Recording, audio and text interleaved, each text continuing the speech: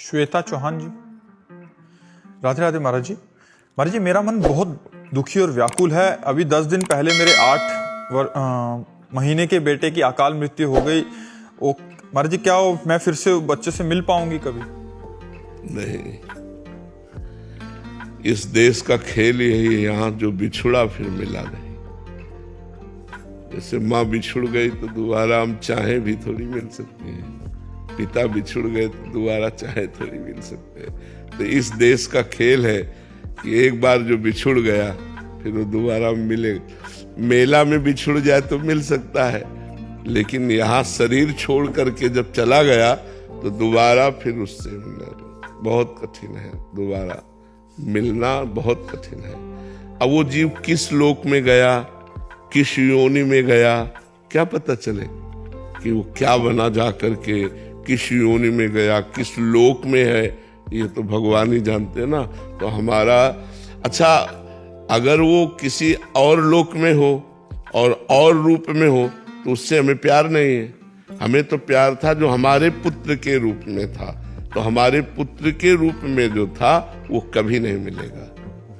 अगर हम तपस्या भी करें तो हमें दूसरे रूप में मिलेगा कि वो जिस योनि में होगा उसको सामने लाया जाएगा कि ये देखो ये अमुक बना। तो उससे हमारे प्यार नहीं है। हमारा प्यार तो हमारे पुत्र के रूप में था, और वो रूप नष्ट हो जाता है, वो दोबारा नहीं प्राप्त होता है। तो इस दुख से हम बाहर कैसे आ सकते हैं महाराज? भजन, भगवान का जब हम भजन करेंगे, नाम जप करेंगे, सत्संग सुनेंगे, भगवान की कथाएं सुनेंगे, तो निश्चित हम इस दुख से ऊपर उठ जाएंगे। और यदि भगवान से नहीं जुड़ेंगे तब तो पूरे जीवन ये हमको खाता रहेगा, दुख देता रहेगा कि आज हमारा बेटा 10 साल का होता, अब हमारा बेटा 20 साल का होता। और ऐसी कामनाएं कर करके हम पूरे जीवन भर उसे याद रखेंगे और दुखी होते रहेंगे। अगर हम सत्संग सुनेंगे तो हमें पता चल जाएगा ये सब ऐसे ही है, ये संसार का खेल ही ऐसे ही है। तो हमारी विस्मृति हो जाएगी, हम आगे आनंद पूर्वक जी सकेंगे। इसलिए हमें नाम जप करना चाहिए, सत्संग करना चाहिए और भगवान की कथाएं सुननी चाहिए। मोहित शर्मा जी, राजस्थान से। राधे राधे महाराज जी। महाराज जी, मैं एक ज्योतिष हूँ। लोगों की कुंडली देखते समय उनकी ऊर्जा और उनके दुख मेरे भीतर उतर जाते हैं, मतलब जिन पे मन पे बहुत असर होता है। फिर महाराज जी, मैं अपनी आंतरिक शांति और संतुलन कैसे बनाए रखूं जिससे मतलब मेरा भी भगवत मार्ग पर? देखो, बिना अध्यात्म के सब काम अधूरा होता है। अगर आप अध्यात्मवान बने तो ज्योतिष भी सही हो जाएगी और आप भी सही हो जाओगे। अध्यात्मवान बनने के लिए नाम जप करना चाहिए, वो आप कर रहे हो, और अधिक नाम जप करो। और सही माने में बात है कि दूसरे के दुख मिटाए नहीं जा सकते, नहीं, थोड़ा सा रेखाओं के ज्ञान से या ग्रह नक्षत्रों के योग से कि यह ग्रह यहाँ विराजमान होता तो दुख होता है, ये ग्रह यहाँ विराजमान होता तो हानि होती है, ये ऐसा है। जैसे जातिका भरण नामक ग्रंथ है ना, उसको पढ़ो तो उसमें सब लिखा हुआ है। तो इसके द्वारा हम किसी को कुछ थोड़ा सा बता सकते हैं, लेकिन दुख निवृत्ति नहीं कर सकते। दुख निवृत्ति तो भगवान के भजन से ही होगी। जितना हम भजन करेंगे उतना ही हमारा दुख दूर होगा। तो आप भी भजन कीजिए और अध्यात्मवान बनिए और दूसरों की दुख निवृत्ति के लिए भगवान से प्रार्थना कीजिए जो आपके पास आवे। और उनको ऐसे कभी वचन मत बताइए जिससे वो डिस्टर्ब हो जाए, जिससे वो डिप्रेशन में चले जाए। अब जैसे आपको हम पे विश्वास है, हम अभी आपको ऐसे ही कह दें, अब आप तो गए, देख लो, अगर 10 दिन में आपका चेहरा डाउन ना हो जाए तो बता देना, नहीं। और भले चाहे जितनी बड़ी विपत्ति आनी हो, अरे यार कुछ कोई बात नहीं है, बड़ी बड़ी विपत्तियां भगवान के नाम जप से नष्ट हो जाती हैं, भगवान के सुमरन से, तो आपको एक बल मिलेगा, एक उत्साह मिलेगा। तो जैसे जो प्रवीण ज्योतिषाचार्य नहीं होते, वो ज्योतिष के द्वारा लोगों को बहुत दुख भी प्रदान करते हैं। प्रतीक जी, राधे राधे महाराज जी। महाराज जी, सभी रसों में माधुर्य रस सर्वोत्तम माना गया है, तो यदि कोई सख्य रस में हो तो वहां से आगे कैसे बढ़े? भगवान ही बढ़ाते हैं इन रसों में। रसदाता भगवान है। भगवान से प्रार्थना करें कि हमको माधुर्य रस में पहुंचने का मार्ग दीजिए। ऐसे माधुर्य रस में डूबे हुए किसी संत का आश्रय, रसिक का आश्रय मिल जाएगा तो रास्ता हो जाएगा। जैसे हम संन्यास मार्ग के पथिक थे और भगवान से प्रार्थना की तो भगवान ने हमें वृंदावन में हरिवंश महाप्रभु की शरण दे दी। तो हरिवंश महाप्रभु रसाचार्य हैं, रस के आचार्य हैं, उन्होंने रस का मार्ग दे दिया। तो हम प्रभु से प्रार्थना करें कि हमको रस के मार्ग में आगे बढ़ना है तो नाथ हमको किसी रसिक महापुरुष का संग दीजिए। तो भगवान कृपा करेंगे तब रसिक महापुरुष का संग मिलेगा, और रसिक महापुरुष कृपा करेंगे तब हमें रस मार्ग मिलेगा। और रस मार्ग में जब हम चित्त जोड़ेंगे तब रस का रसास्वादन होगा, और जब रस का रसास्वादन होगा तो फिर भाव देह का निर्माण होगा। जैसे सखा में सखा भाव का, ऐसे सहचरी भाव का, गोपी भाव का जो भाव देह में, तब वो उस रस का वास्तविक रसास्वादन कर पाता है जब भाव देह का निर्माण होता है। पर इसके लिए बड़ा प्रयास और बड़ी कृपा, बड़ा प्रयास भजन का और बड़ी कृपा, तभी ऐसा संभव होता है। डॉक्टर मधु वर्मा जी अंबाला से। राधे राधे महाराज जी। महाराज जी, भगवत प्राप्ति, भगवत साक्षात्कार तथा भगवत अनुभव, इसमें महाराज जी क्या अंतर है? एक साधक को किस परिस्थिति को दर्शाता है उसकी? कोई अनुभव नहीं है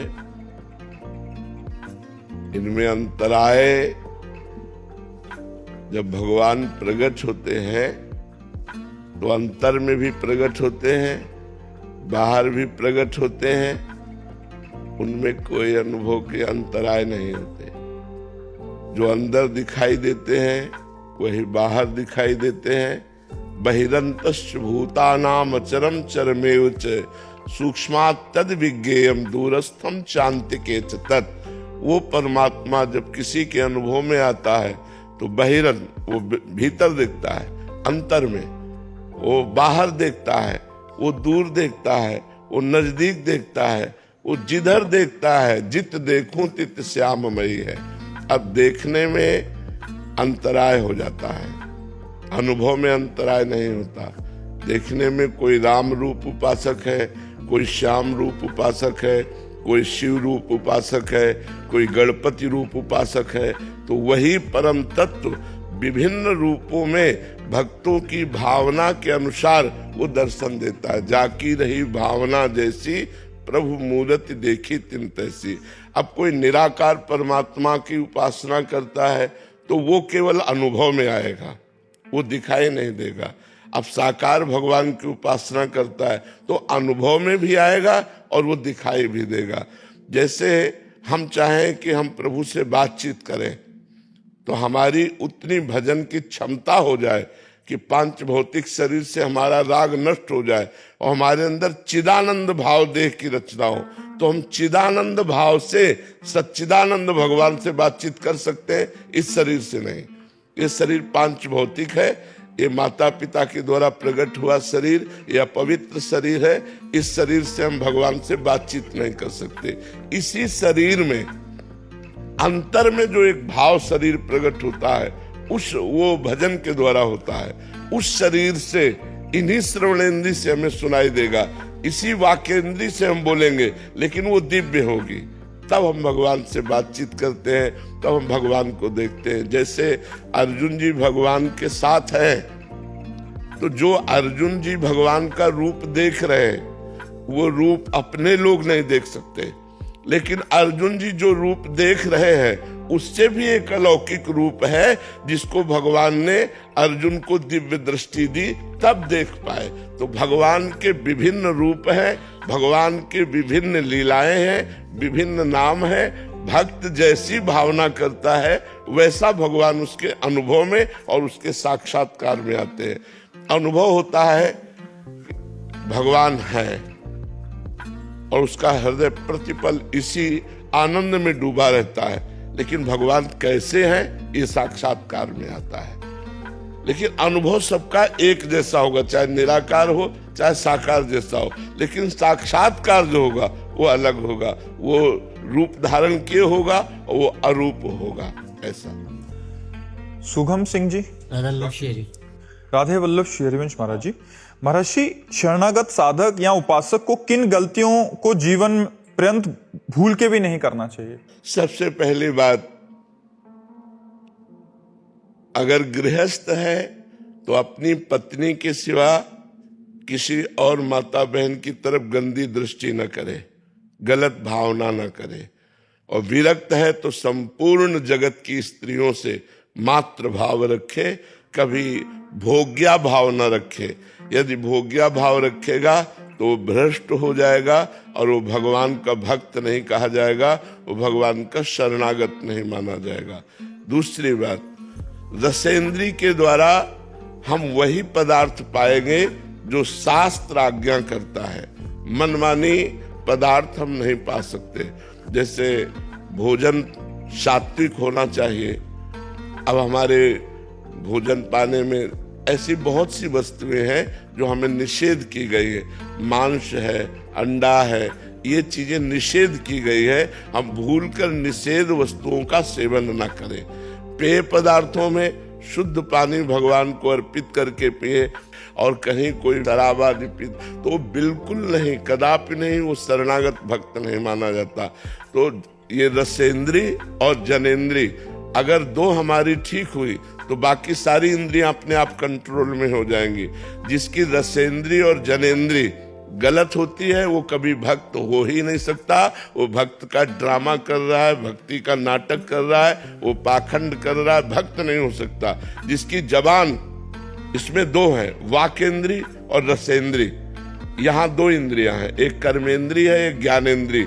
ज्ञानेंद्री रसेंद्री जो रस का स्वाद लेती है, और कर्मेंद्री जो बोलती है। तो हमारी भाषा बहुत ठीक होनी चाहिए। भक्ति की भाषा सत्य, मृदु और हितकर होनी चाहिए। कठोर, किसी की निंदा या गाली गलौज ऐसे शब्द नहीं होने चाहिए। और रसेंद्री में भगवद अर्पित किया हुआ सात्विक भोजन पाना चाहिए। श्रवणेंद्री से किसी की निंदा नहीं सुननी चाहिए, भगवान की चर्चा सुननी चाहिए, अच्छी बातें सुननी चाहिए। नेत्रेंद्री से हम सबको भगवत स्वरूप देखें, मोबाइल आदि से गंदी बातें न देखें, गंदे सीरियल न देखें जिससे हमारा मनोविकार बढ़ करके हमको भ्रष्ट कर दे। ऐसा हम कोई आचरण न करें।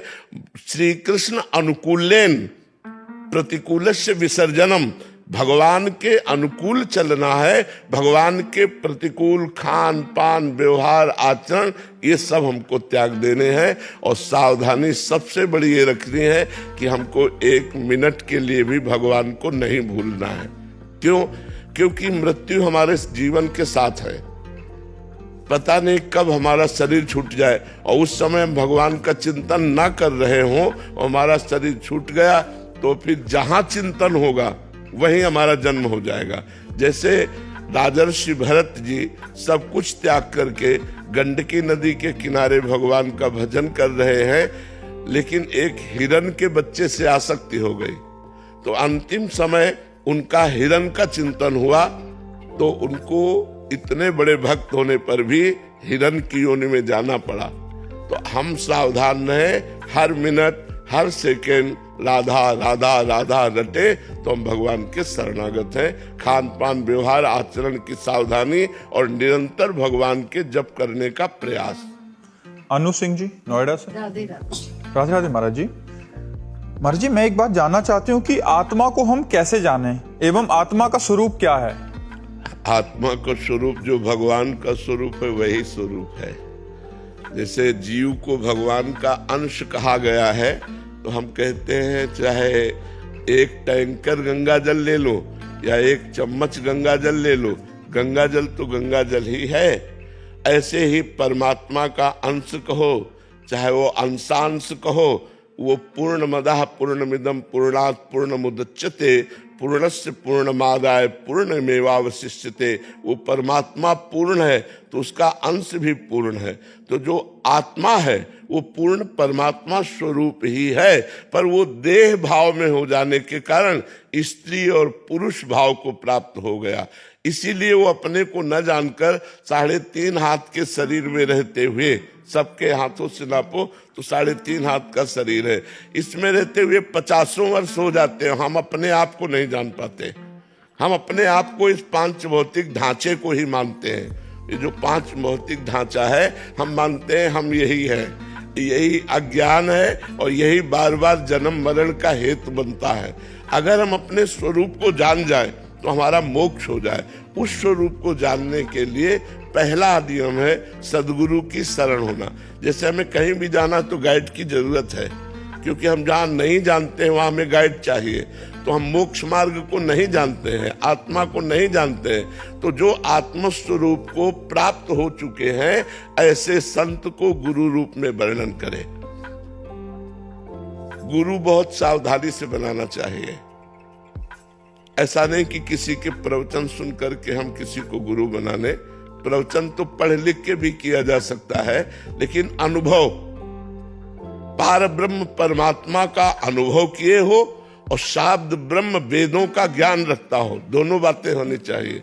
क्योंकि यदि वो पर ब्रह्म का अनुभव नहीं किए तो केवल प्रवचन से बात बनने वाली नहीं, और उसे शब्द ब्रह्म वेदों का ज्ञान नहीं है तो जो अनुभव किया वो शब्दों में कैसे व्यक्त करे। इसलिए दोनों बातें होनी चाहिए, शब्द ब्रह्म का ज्ञान और पर ब्रह्म का ज्ञान।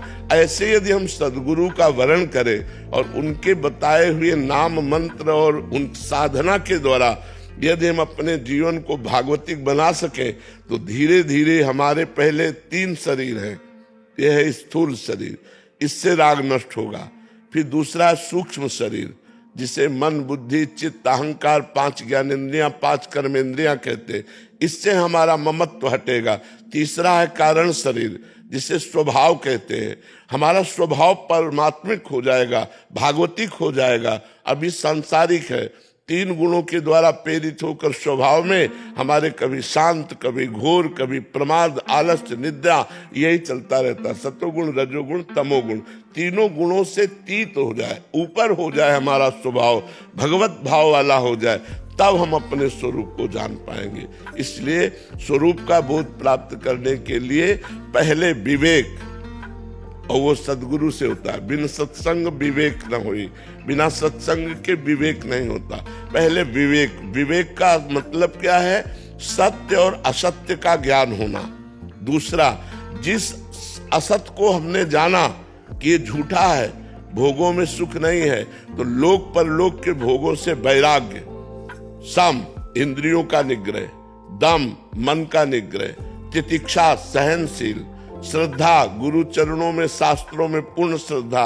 समाधान, चित्त का भगवान में स्थित हो जाना। मुमुक्षुता, अब मैं मुक्त होना चाहता हूं, मुझे संसार में अगला जन्म नहीं चाहिए।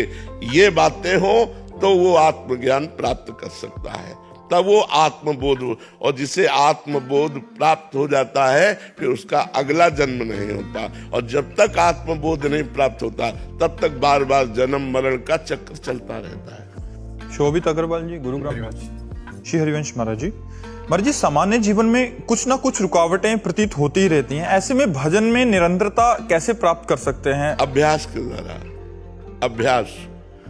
अभ्यास योग युक्तेन चेतसा नान्यगामिना। भगवान ने कहा है यदि हम ऐसा अभ्यास करें कि हमारा चित्त कहीं ना जाए। जब युद्ध जैसे घोर कर्म में भी भजन हो सकता है, मां मुनिस्मर युद्ध च, भगवान आदेश करते हैं मेरा स्मरण करते हुए युद्ध करो, तो हमें लगता है हर कार्य में हम भगवान का स्मरण कर सकते हैं। चूंकि हमारा अभ्यास नहीं है इसलिए स्मरण नहीं हो पाता।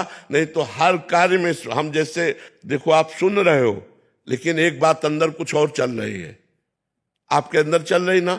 आप अभी देखो, अभी आप हमारी बात सुन रहे हो, एकाग्रता पूर्वक सुन रहे हो, लेकिन अंदर ही अंदर कुछ और चल रहा है। जहां तुम्हारे अंदर ही अंदर कुछ और चल रहा है, जो बचपन से किए हुए अभ्यास के कारण वो अंदर ही अंदर हमारा भजन चल रहा है और बाहर से हम बात कर रहे हैं। हमारा ये नहीं कि अब हम भजन छोड़ करके आपसे बात कर रहे हैं, हमारे भाव में वही बैठा हुआ है जो हम भजन करते हैं। तो अगर हम भजन का अभ्यास कर लें तो हम जो भी कार्य करते हैं वो भी कर, चाहे किसानी हो, व्यापार हो, नौकरी हो। अच्छा, हम कहते हैं मानो इतनी एकाग्रता नहीं है आपकी कि आप कार्य करते हुए भजन कर सके, तो हर समय कार्य नहीं करते रहते। जब आप कार्य नहीं कर रहे होते तब आप भजन कर लीजिए। और जो कार्य कर रहे हो उसे भगवान को समर्पित कर दीजिए। जैसे 4 घंटे आपने कोई कार्य किया, तो 4 घंटे के बाद 1 मिनट के लिए अंतर मन से हे कृष्ण, हे राम, जो आप भगवान को मानते हो, हे भगवान, ये 4 घंटे कार्य हमने संसार का आपकी सेवा के लिए किया, कृष्णार्पणमस्तु। वो 4 घंटे का समय का जो कार्य आपने अर्पित किया वो आपका पुण्य बन जाएगा और भगवत प्राप्ति का योग करा देगा। ये भगवत अर्पण कर्म है, ये कर्म योग बन जाएगा। और बीच बीच में आपको स्मरण राधा राधा राधा करना होगा, तो आपका पूरा गृहस्थी जीवन भी भजन में हो जाएगा। अभ्यास कीजिए तब। लेकिन आप शराब पिएंगे, मांस खाएंगे, गंदे आचरण करेंगे तो नहीं हो पाएगा। फिर अपवित्र बुद्धि ऐसा नहीं कर सकती, पवित्र बुद्धि कर सकती। इसीलिए हम सबसे कहते हैं कि आप ऐसे आचरण मत करो जिससे दुख प्राप्त हो। देखो, जब हमारे शरीर को कोई ऐसे काटे तो हमें पीड़ा होती है, तो क्या पशु को पीड़ा नहीं होती? आप देखो, पशुओं को लोग काट करके खाते हैं तो फिर हमारी दुर्गति पक्की है, क्योंकि वो पाप कर्म बना और वो पाप कर्म हमें दुख देगा, दुर्गति हमारी कराएगा। इसलिए पहले तो इन गंदे आचरणों को छोड़ देना चाहिए, फिर अच्छे आचरणों को धारण करें कि हम भगवान का नाम स्मरण करें और जो कर्म करें वो भगवान को समर्पित कर दें। तो परेशानी क्या है? हम कह रहे हैं 2 घंटे आप लैपटॉप में लगे रहे और आपने एक बार भी राधा नहीं बोला, तो हम 2 घंटे पूरे के पूरे भगवान को समर्पित तो कर सकते हैं ना, कि ये 2 घंटे कृष्णार्पणमस्तु, और फिर 1-2 बार नाम जप किया, फिर कार्य में लग गए, तो कितना सुंदर जीवन आपका हो जाएगा, कितना सुंदर जीवन हो जाएगा। जैसे मानो डॉक्टर है, अब वो अपने मरीज को पहली दृष्टि में देखे कि मेरे भगवान इस रूप में आए हुए हैं, मुझे सेवा दी है भगवान ने, और जितना ज्ञान है उसके अनुसार वो उसकी सेवा करे, और जितना समय लगा उस समय को कृष्णार्पणमस्तु कर दे, तो एक यज्ञ करने से जो फल मिलेगा वही उस डॉक्टर को उस मरीज की सेवा करने से फल मिलेगा। ऐसे ही अपने अपने डिपार्टमेंट में जहां हम लगे हैं, ईमानदारी से यदि हम अपने कर्तव्य का पालन करते हैं और अपना कर्तव्य भगवान को समर्पित कर देते हैं, तो वही भगवान की पूजा हो जाती है, वही भगवत प्राप्ति का हेतु हो जाता है। देखो, अर्जुन जी भगवान से कह रहे हैं मैं सन्यास लेकर भजन करूंगा, युद्ध नहीं करूंगा, पर भगवान कह रहे सन्यास नहीं लेना, युद्ध करो। अर्थात अपने कर्तव्य को भगवान ने जोर दिया है। जो आप हो अपने कर्तव्य का ईमानदारी से पालन करो, तो आपका कर्तव्य ही पूजा बन जाएगा और आपको आगे चलकर वही सुख प्रदान करने लगेगा। जो हमें दुख मिलते हैं उनका कारण होता है हमारा पाप। पाप ही हमारे रोग के रूप में, विपत्ति के रूप में, दुख के रूप में, नाना प्रकार की ऐसी समस्याओं के रूप में प्रकट होता है, जो हम बहुत विचलित हो जाते हैं। अगर हम नाम जप करेंगे, हमारे पाप नष्ट हो जाएंगे, तो हम सुखी रहेंगे। चाहे जितना कष्ट हो, यदि भगवान का नाम जप किया जाता है तो उस कष्ट में भी एक आनंद रहता है। भगवान से जुड़ने में न रुपए की जरूरत है, न किसी के सहयोग की जरूरत है। राधा राधा राधा, कृष्ण कृष्ण कृष्ण, केवल नाम जप करते हुए अंदर से भगवान के आश्रित हो जाओ, और जो कर्म कर रहे हो वो भगवान को समर्पित करो। फिर आप देख लो आपका जीवन कितना आनंदमय हो जाएगा। सोनिया अग्रवाल जी, दिल्ली से। राधे राधे महाराज जी, आपके चरणों में कोटि कोटि प्रणाम। महाराज जी, प्रेम और मोह में क्या अंतर है? मोह शरीर से होता है, प्रेम भगवान से होता है। प्रेम आत्मा से होता है, आत्मा ही परमात्मा है, और मोह शरीर से होता है। जैसे माँ, पिता, भाई, पत्नी, पुत्र, रिश्ते, नाते, इन शरीरों से मोह होता है। और प्रेम भगवान से होता है, प्रेम आत्मा से होता है। प्रेम प्रतिक्षण वर्धमान है और मोह प्रतिक्षण नाश को प्राप्त होता है। प्रेम उज्जवल भास्कर है, मोह घोर अंधकार है। प्रेम संसार से उद्धार करने वाला है, मोह संसार में बांधने वाला है। मोह मूल बहुसूल प्रद, त्यागहु तम अभिमान। ये तम है, ये अंधकार है, इसका त्याग करना चाहिए।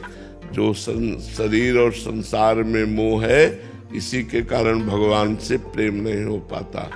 मोह गए बिनु राम पद होए न दृढ़ अनुराग। अनुराग माने प्रेम। भगवान से अनुराग इसीलिए नहीं हो पा रहा कि अपने शरीर और दूसरे शरीरों से हमें मोह हो गया है। मोह ये अज्ञान है। अज्ञान की निवृत्ति होने पर मोह का नाश हो जाता है। तो अज्ञान की निवृत्ति कैसे होती है? विवेक से। विवेक हो तो अज्ञान की निवृत्ति हो जाए। तो विवेक कैसे प्राप्त होता है? सत्संग से। बिन सत्संग विवेक न होई, राम कृपा बिन सुलभ न सोई। बिना भगवान की कृपा के सत्संग सुलभ नहीं होता, और बिना सत्संग के विवेक नहीं होता। और होए विवेक मोह भ्रम बागा। विवेक हुआ तो मोह रूपी भ्रम अज्ञान का नाश हो जाता है। तब भगवान से प्रेम होता है। तो प्रेम आत्मा और परमात्मा से होता है, मोह शरीरों से होता है। गुरुदेव भगवान ने आप एक बार बताए थे कि मन को शांत करने का सबसे अच्छा उपाय है कि राधा नाम को किसी ऑब्जेक्ट पे लिखा जाए। तो क्या गुरुदेव भगवान इसको हम आंख बंद करके अपने मानसिक पटल पे लिख सकते? हाँ, बिल्कुल बिल्कुल बिल्कुल बिल्कुल लिख सकते हैं। आप अपने मस्तक पर लिख सकते हैं, आप अपने हृदय पे लिख सकते हैं, आप जहाँ चाहे वहाँ लिख सकते हैं।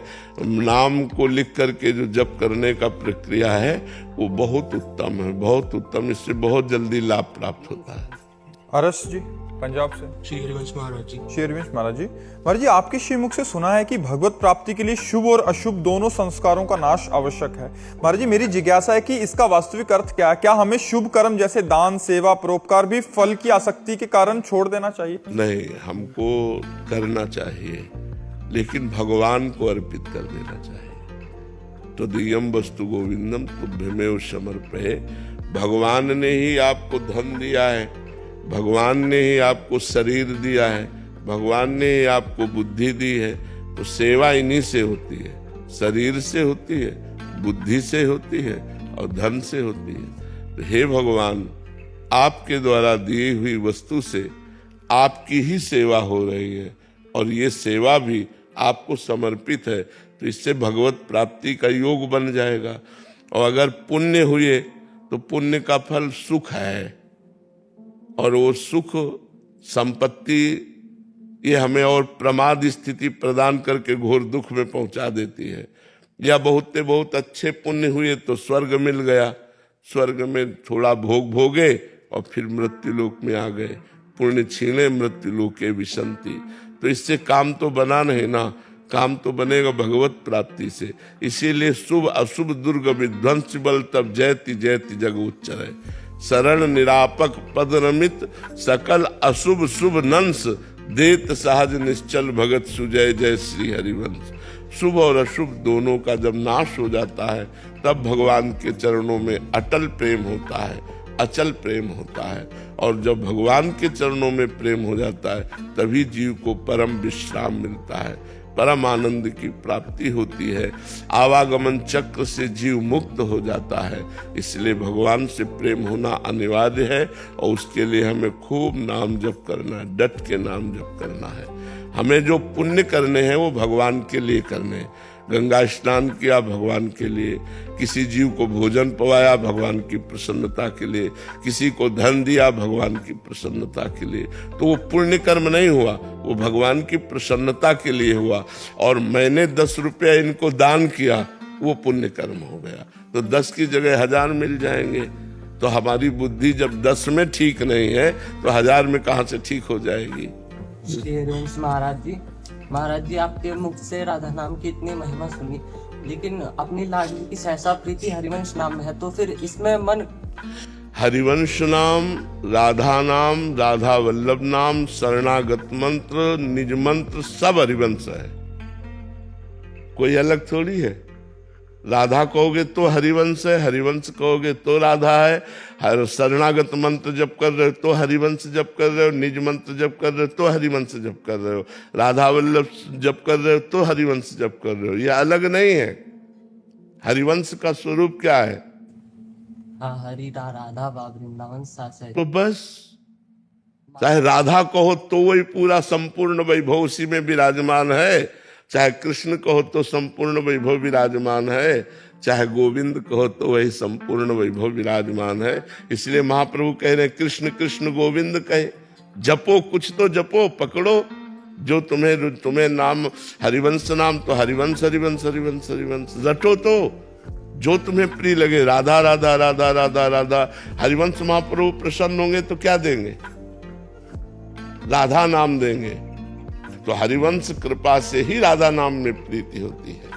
तो राधा हरिवंश, राधा वल्लभ, शरणागत मंत्र, निज मंत्र सब हरिवंश ही है, कोई इससे अलग नहीं है। अखिलेश जी काशी से। राधा वल्लभ। श्री हरिवंश महाराज जी, भगवान भोग में शुद्धता स्वच्छता का विशेष ध्यान नहीं हो पा रहा। घर में स्त्री शरीर ना होने के कारण खाना बनाने वाला कोई नहीं है, जिसके कारण बाहर से कोई आते हैं बनाते हैं। तो महाराज जी ऐसे में क्या भोग लगाएं? मन बड़ा दुखित हो जाता है और समय की ऐसी अनुकूलता नहीं है कि अब जैसी परिस्थिति उसमें निर्वाह करना चाहिए। जो भी हमारे सामने आया उसे प्रभु को अर्पित करना चाहिए। किसमें जो त्रुटि हो तो प्रभु आप समझ रहे हैं हमारी समस्या, तो प्रभु समस्या सब समझ रहे हैं। प्रभु भाव पाते हैं, भाव का भूखा हूं मैं और भाव ही एक सार है। जब आप गदगद कंठ से जो आपको बना के दिया, मतलब जो भी बना के दिया वो आप प्रभु के सामने प्याज लहसुन न पड़ा चाहिए। जो अभक्ष पदार्थ के अंतर्गत आता है वो नहीं होना चाहिए है। हाँ तो और वो अगर मान लो वो तो घर में आके बनाता है, अब आप पुलिस ऑफिसर हो तो आपको अगर ना मिलेगा तो फिर होटल से लेना पड़ेगा। तो होटल से लेकर के अब वहाँ कौन कैसे बना रहा है, अपनी थाली में जो आया राधा वल्लभ लाल की जय भाव से अर्पित किया और पा लिया।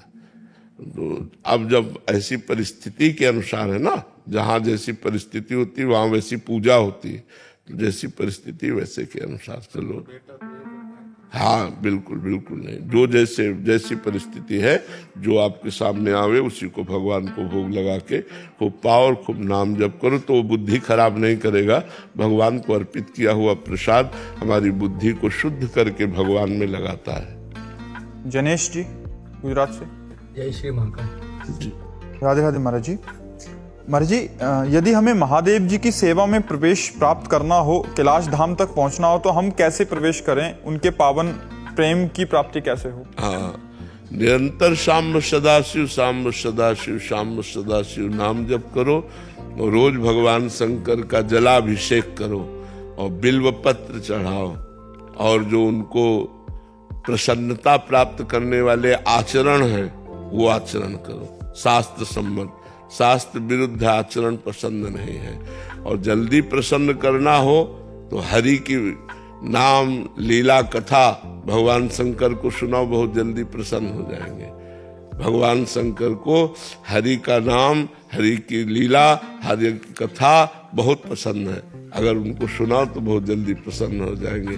देखो हरि का चरणामृत गंगा जल है, भगवान शंकर अपने सिर पर धारण किए हुए हैं। इसलिए अगर भगवान शंकर का हम नाम जप करें, भगवान शंकर का रोज अभिषेक करें, जलाभिषेक करें और भगवान को भगवान श्री हरि की चर्चा सुनावें तो उससे बहुत जल्दी प्रसन्न हो जाएंगे। किसका प्रश्न था जी? दीपेश जी कनाडा से। जय श्री कृष्ण। राधे राधे महाराज जी। महाराज जी, जब आपकी ओर श्री जी की ओर देखते हैं तो असीम कृपा का अनुभव होता है, पर यह शरीर भगवत आश्रित होते हुए भी राग और द्वेष से भरा पड़ा है। महाराज जी, इसके बाद भी क्या श्री जी स्वीकार करेंगे और राग द्वेष कैसे हटे? महाराज जी, श्री जी तो स्वीकार कर चुकी है, स्वीकार करेंगी नहीं। अगर स्वीकार न की होती तो आप हमारे सामने न बैठे होते, आप वृंदावन धाम न आए होते, आपको ये बातें न रुचती। ये बातें रुच रही हैं, आप वृंदावन धाम आए हैं, आप हमारे सामने बैठे हैं, ये प्रमाण है कि श्री जी ने आपको स्वीकार कर लिया है। हाँ, अब जो हमारी कमियां हैं उनको हम दूर करने का प्रयास करें। नाम जप करें, शास्त्र स्वाध्याय करें, संतों का संग करें और जो हमें बात समझ में आ रही है, जो सुन करके हमने उपदेश समझे, उनको हम जीवन में धारण करें। पर हम धारण तभी कर सकते हैं जब हमारी पवित्र बुद्धि होगी। पवित्र बुद्धि ही में धारणा होती है। पवित्र बुद्धि कब होगी? जब हमारा पवित्र आहार होगा, भोजन पवित्र होगा, पानी पेय पदार्थ पवित्र होंगे। यदि हम गंदे पदार्थ खाएंगे तो फिर हमारी बुद्धि गंदी होगी, वो निर्णय गंदा करेगी, अच्छा निर्णय नहीं करेगी। इसीलिए सबसे प्रार्थना है, आप तो करते नहीं होंगे, लेकिन सबसे प्रार्थना है कि आप मांस मत खाइए, अंडा मत खाइए, शराब मत पीजिए, पराई बहन बेटियों की तरफ गंदी दृष्टि मत रखिए, और फिर आप चलिए भगवत मार्ग में। देखिए आपको आनंद की कैसी अनुभूति होगी। पहले पाप नष्ट होंगे, तब तक जलन होगी, फिर इसके बाद आनंद की धारा प्रकट हो जाएगी। तो प्रभु ने तो हमें स्वीकार कर लिया है, हम प्रभु को स्वीकार कर लें। मेरे तो गिरधर गोपाल दूसरो न कोई, ऐसा अगर हम स्वीकार कर लें तो इसी जन्म में हमारा काम हो जाए, इसी जन्म में भगवत प्राप्ति हो जाए। हम प्रयास करते हैं, सफलता तो भगवान के हाथ में है। कर्मण्येवाधिकारस्ते मा फलेषु कदाचन। हम फल के आश्रित न हो, हम अपना कर्तव्य कर्म करें, परिणाम भगवान देख लेंगे। ठीक है जी। हीरा राम जी मुंबई से। राधे राधे महाराज जी। महाराज जी, भोजन प्रसादी करने में आश्रय दोष या निमित्त दोष हो जाए तो उसका कितना? नाम कीर्तन से ठीक हो जाता है।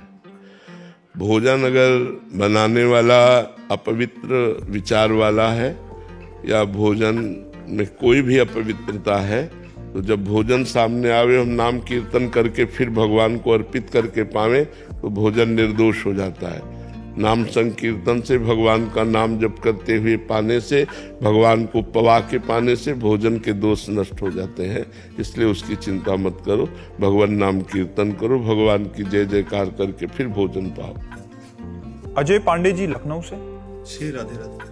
राधे राधे महाराज जी। महाराज जी, सभी कुछ ईश्वर ही करते हैं, उनकी इच्छा के बिना कुछ नहीं होता, फिर ये मैं खत्म क्यों नहीं हो रहा जानते हुए? बस मैं खत्म हो जाए तो संसार खत्म हो गया, मैं खत्म हो गया तो आवागमन खत्म हो गया, मैं खत्म हो गया तो दुख खत्म हो गए। अभी आनंद में है, अभी आनंद में। अंतःकरण का जो अहंकार है, बस यही तो हमारे जन्म मरण का हेतु है, यही तो दुख देता है। इसी को मिटाने के लिए तो हम साधना कर रहे हैं। तो खूब नाम जप करो, संतों का संग करो और परोपकार करो।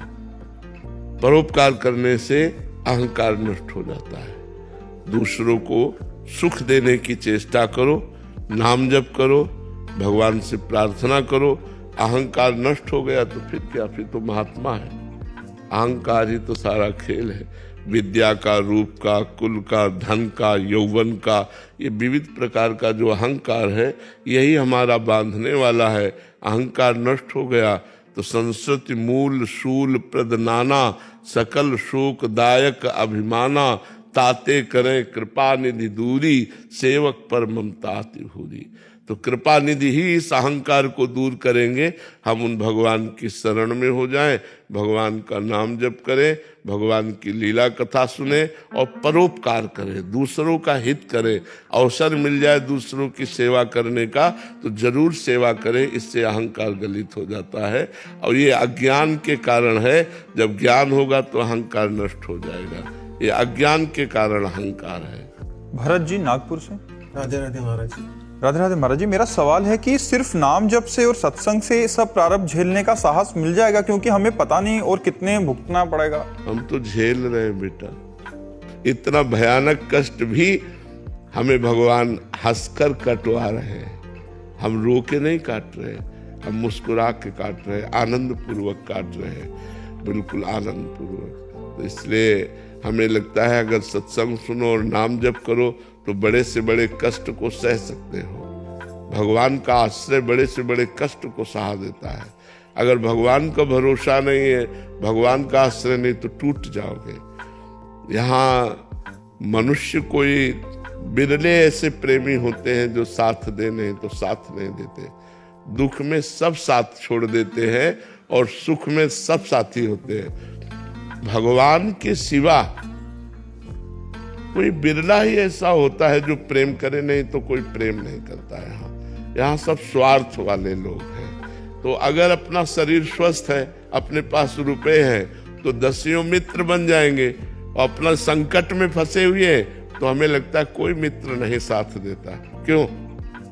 हम ज्यादा समाज में तो रहते नहीं, लेकिन हमें समाज से अनुभव ऐसा होता है कि यदि हमारा शरीर अस्वस्थ है और हम संकट में हैं, हमारे पास धन नहीं है, तो कोई साथ नहीं देगा। और शरीर स्वस्थ है, रुपया पैसा है, पद प्रतिष्ठा है, तो सब कोई हाथ मिलाएगा।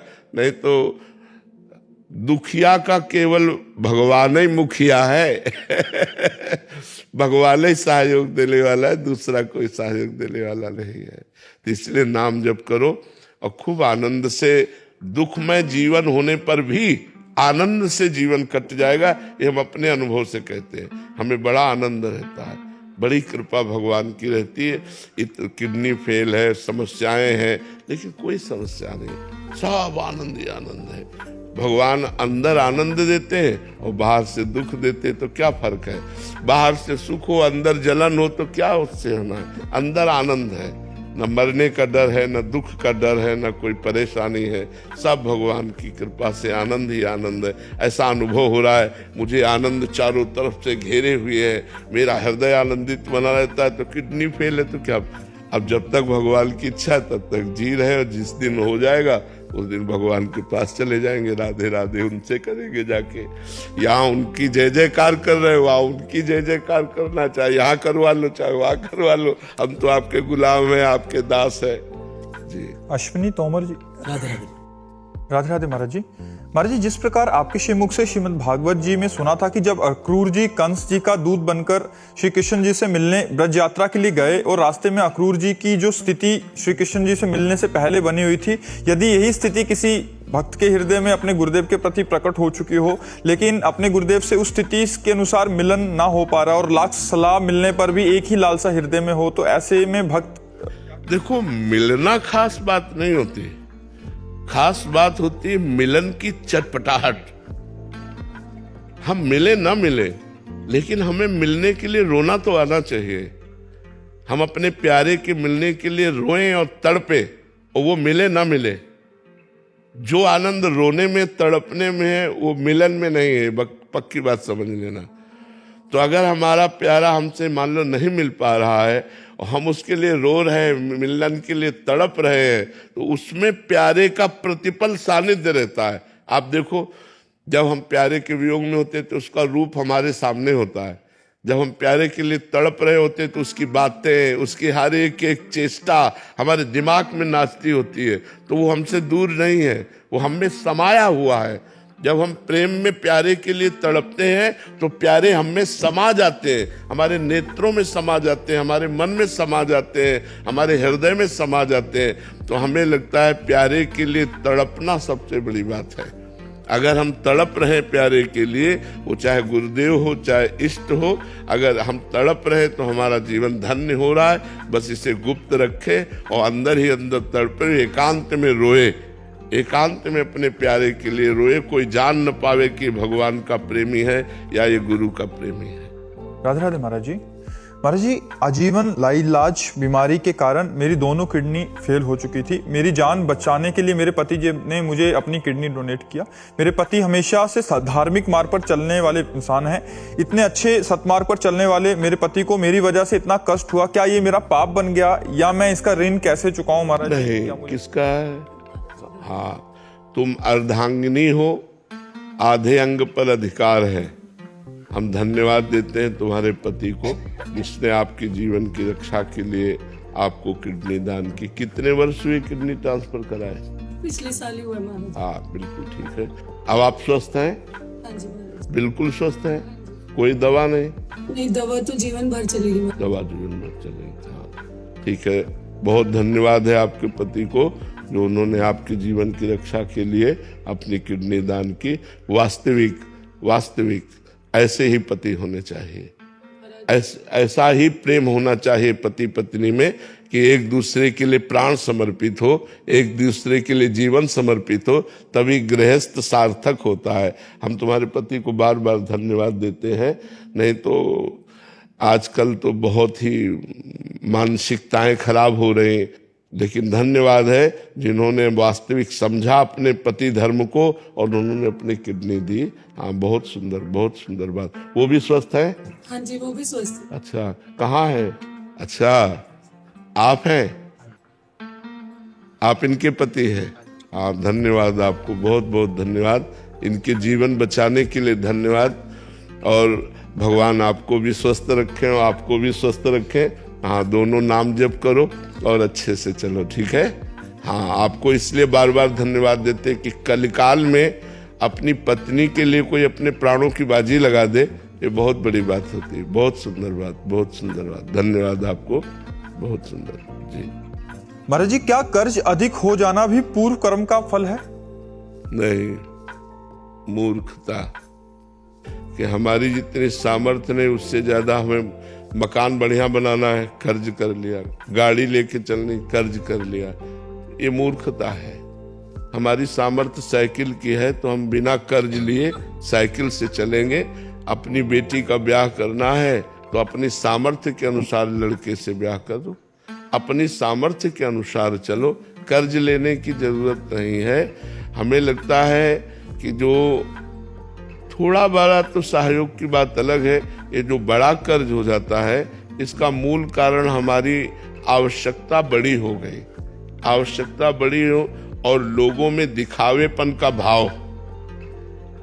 वही ब्याह बहुत आराम से हम कर सकते थे और वही ब्याह करोड़ों में करते हैं। करोड़ों की पार्टी के लोग देखें, अब कर्जा लेके किया तो हमें चाहिए अपनी मर्यादा के अनुसार, अपनी सामर्थ्य के अनुसार यदि हम जिए तो हमें कर्जा नहीं करना पड़ेगा। और कर्जा करना बहुत हानिकारक बात है। यदि कर्जा ना पटा पाए तो अगले जन्म आपको फिर किस योनि में जाना पड़ेगा, उसका क्या बन करके कर्जा चुकाना पड़ेगा पता नहीं। इसलिए कर्जा किसी का रहना नहीं चाहिए, किसी का नहीं रहना चाहिए। बहुत सावधान रहना चाहिए, किसी का कर्जा नहीं रहना चाहिए। वो सुविधाओं का काम नहीं है, वो दुख का काम है। इसलिए ऐसी कोई सुविधा कर्ज से न खरीदे जो जैसे गाड़ी है, मकान है, विविध प्रकार की वस्तुएं। अपनी गरीबी से निर्वाह कर ले, कर्ज नहीं करना चाहिए। श्री हरिवंश महाराज जी, क्या कुंडलिनी जागरण के बाद हृदय से भावनाएं चली जाती हैं? क्या नींद कम हो जाती है? और इस अवस्था को कैसे संभालें? कुंडलिनी जागरण से तो भावना बढ़ती बच्चा। भागवतिक शक्ति, कुंडलिनी क्या है? एक भागवतिक शक्ति है। जो जागृत होती तो उसमें दिव्यता होती, तेजस्विता होती, ज्ञान विज्ञान की स्फुरणाएं होती, भाव की धाराएं। तो अच्छा, नींद कम होना ये भागवतिक क्षेत्र में स्वाभाविक है। चाहे वो भक्ति से चलो, चाहे ज्ञान से चलो, चाहे योग से चलो, किसी भी मार्ग में चलो, भागवतिक मार्ग में नींद कम की जाती है। अगर स्वतः कम नहीं होती तो इसे कम किया जाता है। फालतू में समय सोने में नहीं बर्बाद किया जाता। 4 घंटे बहुत से बहुत, 5 घंटे, 3 घंटे, जितना संभाल पाओ। भोजन, बोलना और नींद, पहला साधक इन तीनों पर कंट्रोल करता है। रसेंद्री कंट्रोल में हुई तो जनेंद्री कंट्रोल में हो जाए। तो भोजन तो जनेंद्री भी कंट्रोल में हो गए। वाकेंद्री, बोलना इससे भारी अपराध बनते हैं, वाणी से हम ज्यादा अपराध बनते हैं। सुनना, बहुत प्रपंच नहीं सुनना चाहिए। तो इसमें नींद पर काबू करना तो हर साधक का कार्य है। और जब आगे चलकर स्वतः नींद खत्म हो जाती है, धीरे धीरे वो सत्वगुण बना रहता है, तो निद्रा, आलस्य, प्रमाद की कोई गुंजाइश नहीं रहती, जो भगवत चिंतन परायण रहता है। लेकिन ये बात कि कुंडलिनी जागरण होने पर भाव खत्म होने लगते हैं, ऐसा तो मुझे नहीं लगता। हम कुंडलिनी जागरण से तो और दिव्य भावों का स्फुरण होता है।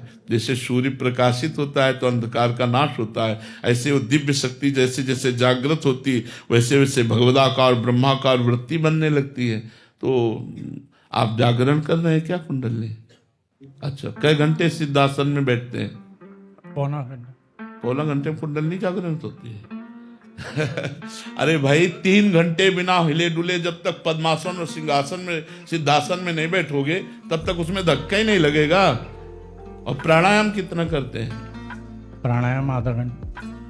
कैसा, रेचक, कुंभक, पूरक? नहीं।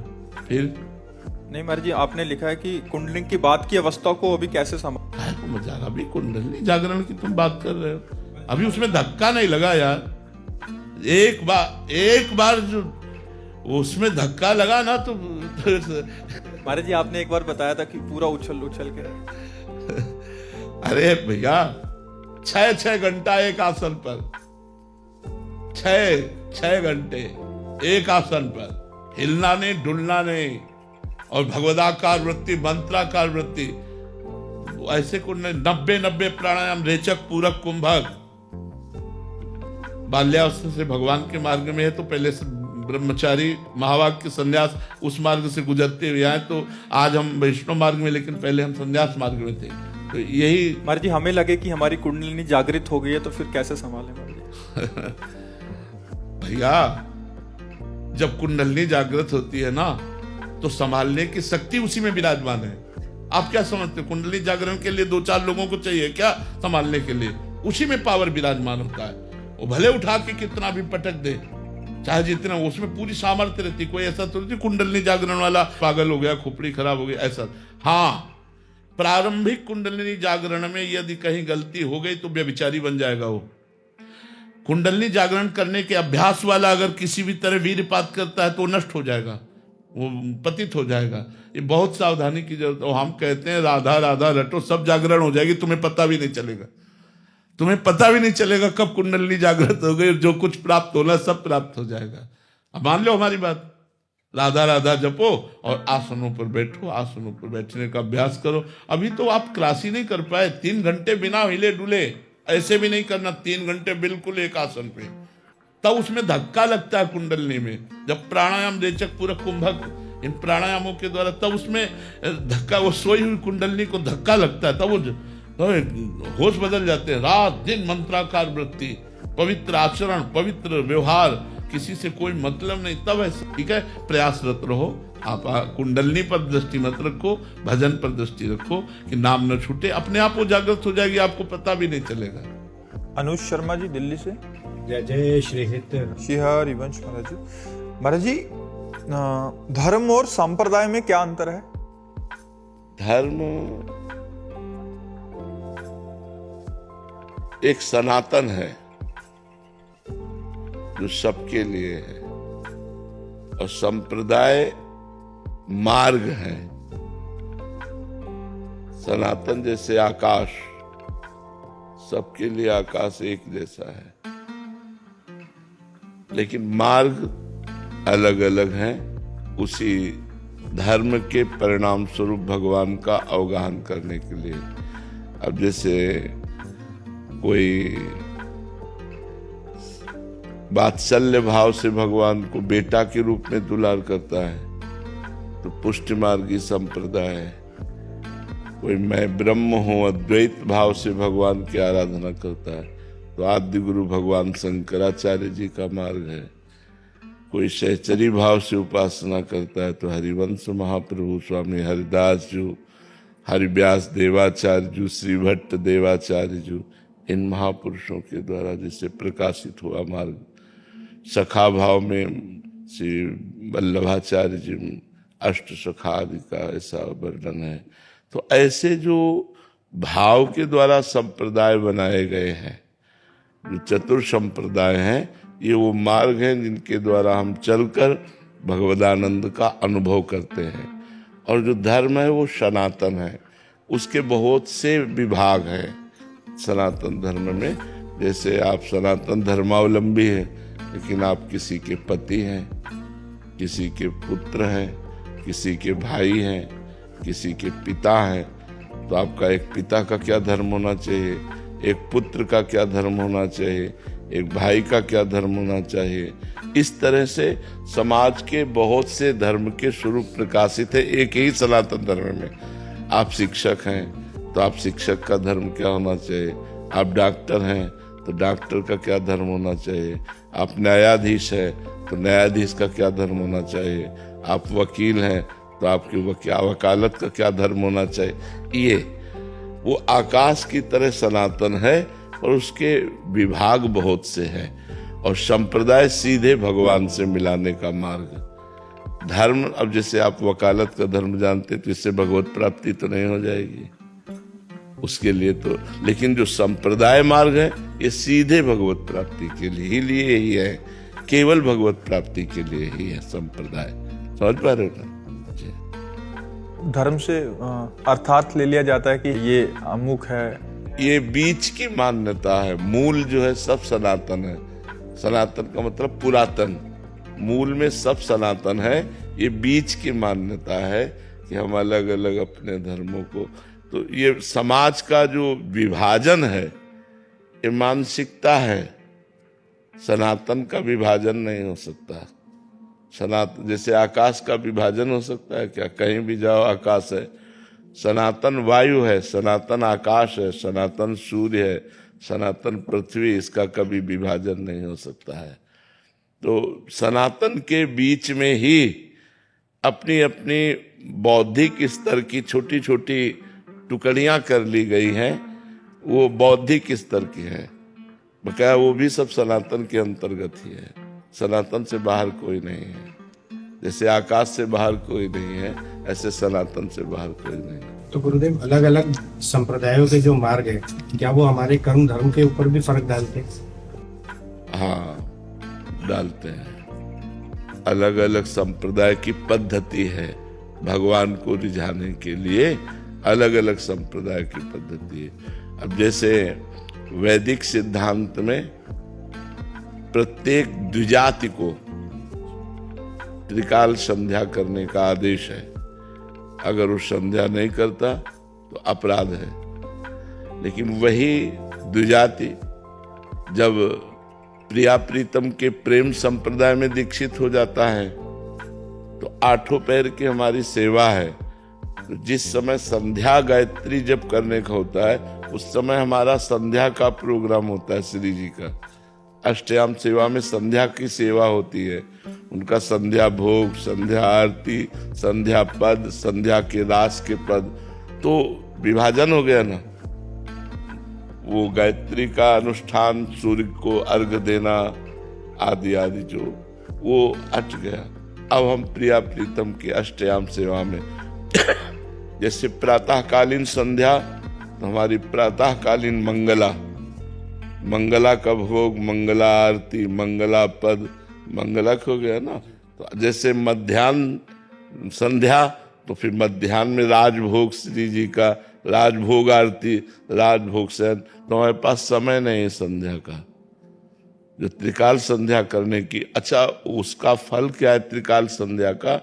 भगवान में रति हो जाना, भगवान के चरणों में प्रेम हो जाना। और वो अष्टयाम सेवा हम 8 पहर प्रेम में प्रियालाल को दुलार कर रहे हैं, उसमें कोई अंतर है नहीं। पर संप्रदाय की स्वीकृति से जो क्रियाओं में भेद हो गया, क्रियाओं में भेद हो गया। अब जैसे यज्ञ आदि है तो हम यज्ञ आदि, हमारे यज्ञ भोक्ता स्वयं, वैसे भी यज्ञ भोक्ता भगवान नारायण ही है। तो हमारे प्रिया प्रीतम सब तो 8 पैर हम उन्हीं को पवाते रहते हैं। हमारी यही यज्ञ हो रही है। हमारी सारी साधना केवल प्रिया प्रीतम है। हमारे सारे तीर्थ प्रिया प्रीतम के चरणों में हैं, क्योंकि जितने भी तीर्थ हैं, तीर्थ पाद भगवान श्री हरि से या संतों से। जितने भी तीर्थ हैं 2 से ही है, या किसी ब्रह्म ऋषि की स्थापना की हुई तीर्थ स्थली है या तीर्थ पाद भगवान की कोई तीर्थ स्थली है। तो दोनों प्रिया प्रीतम के चरणों में विराजमान है। जो जितने भी तीर्थ, वृंदावन छोड़ करके अनंत कहीं नहीं जाते, क्योंकि सब तीर्थ पाद तो प्रिया प्रीतम ही है। तो वो समिट गया, वो एक समिट गया। अब जैसे पिंडदान सनातन धर्म में है कि पितरों को तृप्त करना, तो हम प्रिया प्रीतम को तृप्त कर रहे तो सब पिंडों का दान अपने आप हो रहा है। जैसे मूल में जल चढ़ा दें तो पूरे वृक्ष में पहुंच जाता है, ऐसे ऊर्ध्वमूल मदासा कामस्वत्थम प्राहुरभ्यम। भगवान ऊर्ध्वमूल है ना, तो भगवान ही तो है ना ऊर्ध्वमूल। इसलिए ऐसा है, संप्रदाय भेद से फिर वो उसकी प्रक्रियाएं बदल जाती हैं, उसकी जो क्रियाएं हैं, चेष्टाएं हैं, वो बदल जाती हैं। अब जो नहीं जानते हैं वो एक दूसरे की निंदा करते हैं और अपने धर्म से वो भ्रष्ट हो जाते हैं। निंदा नहीं करनी, सब उसी भगवान के मार्ग का अनुसरण करने वाले मार्ग हैं। और अलग अलग जो भगवान के मार्ग का अनुसरण नहीं करते वो निंदनीय है। भगवान के मार्ग का अनुसरण करने वाले सब वंदनीय हैं, चाहे कोई भी हो। जो वाम मार्ग में जा रहा है, भगवान के विरुद्ध जा रहा है, वो निंदनीय है। आप क्यों कष्ट किए? हमें किसी दिन परिक्रमा में आते तो मिल ले। जाओ सही रास्ता है वो हमारे।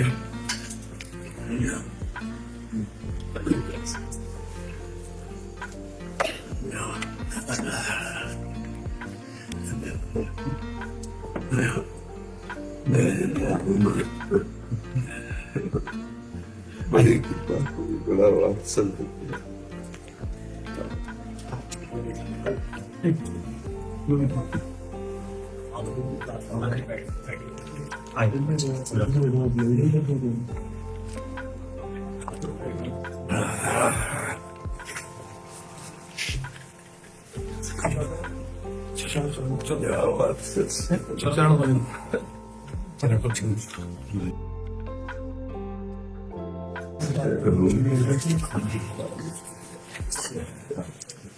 कुंभ मेला है वहाँ 25 तारीख को है यमुना किनारे।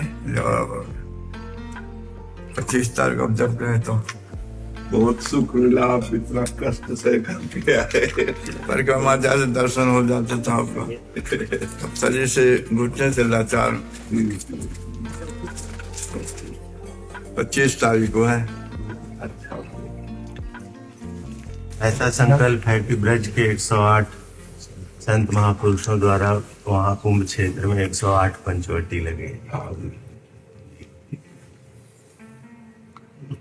हम लोग भी साधु लचाम ब्रजमंडल आगे बढ़े, पेड़ पौधा लगे जैसे पहले था वैसे बन जाए। अब संतों की कृपा से ऐसा हो जाए तब सम्मान। बहुत उत्तम बात, जमुना किनारा भी संतों की कृपा से ही ऐसी भावनाएं जागृत होती है और संतों की कृपा से ऐसी भावनाओं की पूर्णता भी होती है। जागरण भी उन्हीं की कृपा से होती है और पूर्णता भी उन्हीं की। 108 संतों द्वारा ही बनना है।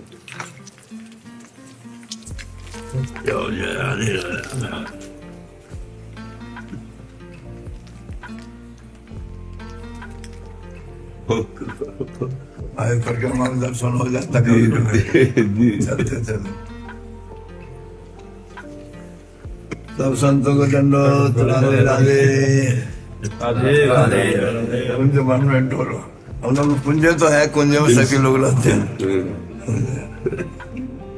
त्वचाकर्णमेर शिरसा देवं गौरी पुत्रं विनायकं भक्तावासं स्मरे नित्यमायुष कामाय सिद्धे प्रथमं वक्रतुण्डं च एकदन्तं तृतीयं कृष्णपिङ्गाक्षं गजवक्त्रं चतुर्थकं लम्बोदरं पंचमं च षष्ठं विकटमेव च सप्तमं विघ्नराजेन्द्र दूरवर्णं तथाष्टमं नवमं बालचन्द्रं च दशमं तु विनायकम् एकादशं गणपतिं द्वादशं तु गजाननं द्वादशैतानि नामानि त्रिशं नियम्य पठे नर न च विघ्नभयं तस्य सर्वसिद्धिकरं प्रभु विद्यार्थी लब्धे विद्या धनार्थी लब्धे धनं पुत्रार्थी लब्धे पुत्रान् मोक्षार्थी लब्धे गतिं जपेत् गणपतिस्तोत्रं सर्वे मासे फलं नवे संवत्सरे सिद्धिं च लब्धे मातृसंशया अष्टाभ्यो ब्राह्मणे वच लिखितवायात् समय प्रभे तस्य विद्या भवेत् सर्वा श्री गणेश प्रसाद। जन्म के साथ ही हमारी मृत्यु भी है। हमारे जन्म के साथ मृत्यु भी प्रकट हुई है। अब वो किस मिनट में, किस महीने में, किस वर्ष में, ये हमें पता नहीं है। लेकिन हमारा बहुत कीमती शरीर है, मनुष्य शरीर बड़ा दुर्लभ शरीर है। क्या मृत्यु के बाद हम अन्य योनियों में जब जाएंगे तो ये स्वतंत्रता प्राप्त कर पाएंगे क्या जो मनुष्य शरीर में है? हमें पीड़ा है तो हम डॉक्टर से बात करते हैं, हमें भूख है तो हम अच्छा भोजन पा लेते हैं, हमारी जो मन की इच्छा होती है वो हम प्राप्त कर लेते हैं। तो हम ये आपको इसलिए बताना चाहते हैं कि आपकी श्वासें इतनी कीमती है कि आप 50 वर्ष की आयु में जितना रुपया पैसा मकान संपत्ति एकत्रित किए हैं वो सब दे दे तो भी आपको एक श्वास एक्स्ट्रा नहीं मिलेगी। जब मृत्यु का समय आएगा और ये कहा जाए कि अपने जीवन की पूरी संपत्ति मैं देता हूँ, मुझे एक श्वास और ले लेने दीजिए, तो आपको एक श्वास और लेने नहीं दिया जाएगा। इसलिए सबसे प्रार्थना है, कोई पैसा नहीं लगता, कोई मेहनत की बात नहीं, हर श्वास में राधा राधा राधा राधा बोलिए, आपका परम कल्याण हो जाएगा, आपका परम मंगल हो जाएगा। शरीर छूटने के बाद आप उत्तम लोगों को प्राप्त होंगे, नीच योनियों को प्राप्त नहीं होंगे। हमारी प्रार्थना मान लीजिए, जो अगर राधा नाम प्रिय नहीं है तो राम कृष्ण हरि जो नाम आपको प्रिय हो, वो श्वास प्रश्वास राधा राधा कृष्ण कृष्ण राम राम हरि हरि यदि ऐसा रटोगे तो मनुष्य जीवन आपका सार्थक हो जाएगा। नहीं तो प्यारे, शरीर छूटने के बाद यहाँ कुछ अपने साथ नहीं जाता। शरीर छूटा, मकान छूटा, स्त्री पुत्र परिवार छूटा, और जो हमारे पाप या पुण्य कर्म हुए उनके अनुसार फिर पशु पक्षी की योनियां या नाली का कीड़ा बनाया जाएगा, सुअर कुत्ता बनाया जाएगा, क्या बनाया जाएगा। इसलिए सावधान रहिए, शराब मत पीजिए, मांस मत खाइए, कोई गलत आचरण मत कीजिए, और हर श्वास में कोशिश कीजिए कि आप राधा राधा बोल सके। अगर आप राधा राधा बोल पाएंगे तो आप इसी जीवन में देख लेंगे इस राधा नाम का चमत्कार आपको कहां से कहां पहुंचा देता है। लाखों लोग ऐसे हैं जो राधा नाम के प्रभाव से गंदे आचरणों का त्याग करके भगवत मार्ग में चल दिए। हजारों नहीं, लाखों लोग ऐसे हैं। तो आप सबसे प्रार्थना है कि आप हर श्वास में एक बार राधा राधा नाम जपने का प्रयास कीजिए। जितना नाम जप करेंगे उतने आपका लोक परलोक सब सुखमय हो जाएगा। श्री राधा